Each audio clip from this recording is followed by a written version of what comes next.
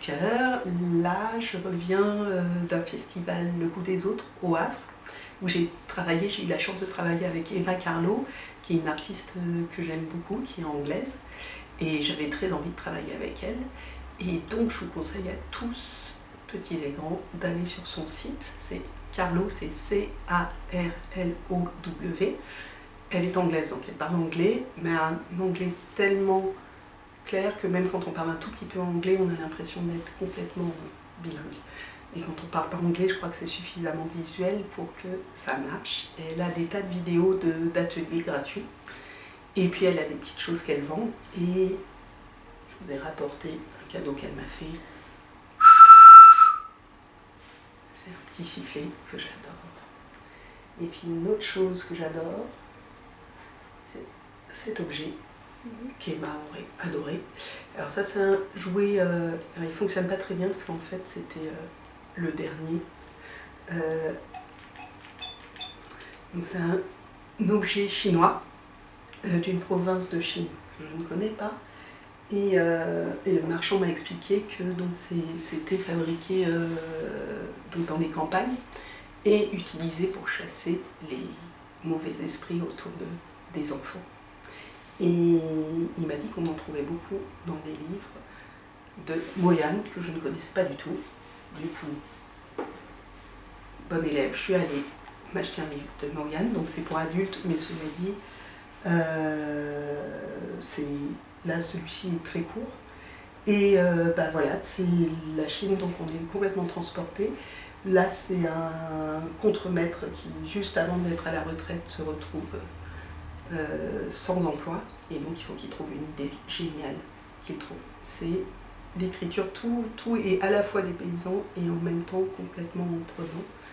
En particulier, j'ai rarement ressenti la neige et le côté quand on est bien à l'abri, bien au chaud, comme dans ce livre.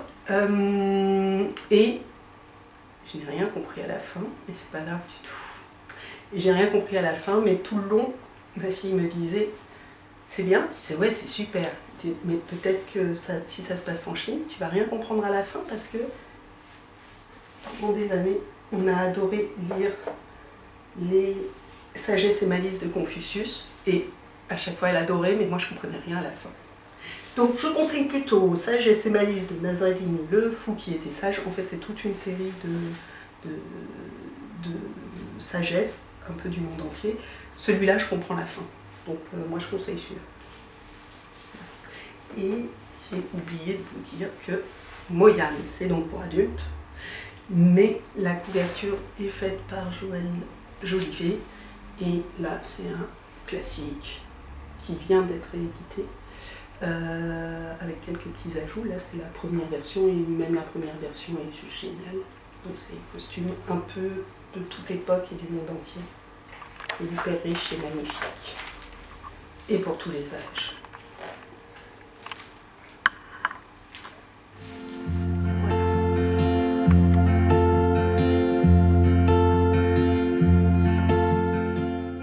Malika, est-ce que tu peux un petit peu nous parler de ton parcours pour devenir auteure-illustratrice ?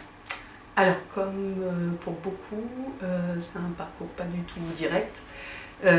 J'ai commencé par faire un bac scientifique, puis de l'histoire et de l'ethnologie. Puis je suis partie en Angleterre pour préparer le concours de Sciences Po que je n'ai jamais passé. En Angleterre, j'ai j'ai vu beaucoup de musées parce qu'ils étaient gratuits quand c'était pas des expos temporaires.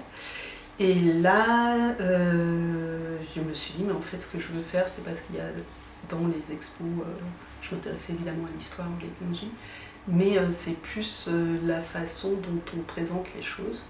Donc je me suis intéressée à la scénographie. Du coup, j'ai fait une école d'art appliqué, en sachant que je suis sortie tellement découragée du dessin que j'ai dit plus jamais de dessin de ma vie. Je suis retournée en histoire, et là, au milieu, j'ai fait mon premier livre pour enfants, mais presque de manière, alors pas accidentelle, parce que j'adorais les livres pour enfants, mais sans du tout me dire qu'il y en aurait 50 derrière.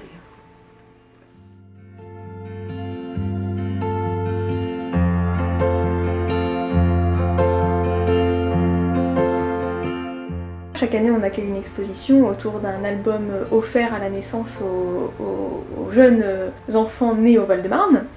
Et pour cette année, on a accueilli l'exposition Malika Doré, d'où le fait que tu sois là, une exposition qui est autour de ton album Quand ils ont su, qui est paru donc en 2011 et offert aux jeunes enfants du Val-de-Marne en 2012. Est-ce que tu peux nous parler un petit peu de cet album ? Alors cet album, j'étais vraiment très très heureuse qu'il soit pris comme livre de naissance parce que c'est un...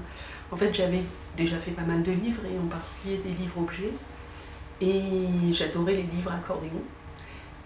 Mais celui-là, c'est un double accordéon et donc techniquement, il était plus difficile à mettre en œuvre et donc en fait, il était dans mes tiroirs depuis un petit moment. Simplement le fait qu'il soit choisi par le Val-de-Marne fait que pour l'éditeur, les éditions Mémo, d'un coup ça devenait possible de le faire en grand nombre et donc ça devenait faisable. Et donc vraiment l'idée c'était d'avoir 2 accordéons, ce qui fait que ça fait quand même un petit théâtre. Et l'idée que ça... Parce qu'en fait souvent on pense qu'on s'inspire directement de sa vie ou directement des enfants par exemple. Moi, à l'époque, je n'avais pas encore d'enfants quand j'ai conçu le livre. Quand les enfants viennent au monde à la maternité, tout le monde vient leur rendre visite et que c'est un espèce de moment un peu magique où tout le monde oublie ses griefs et d'éventuelles mauvaises humeurs.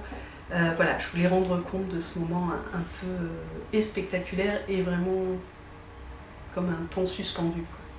Et la forme du livre permet ça. Après, il faut avoir un peu de place pour pouvoir en profiter complètement.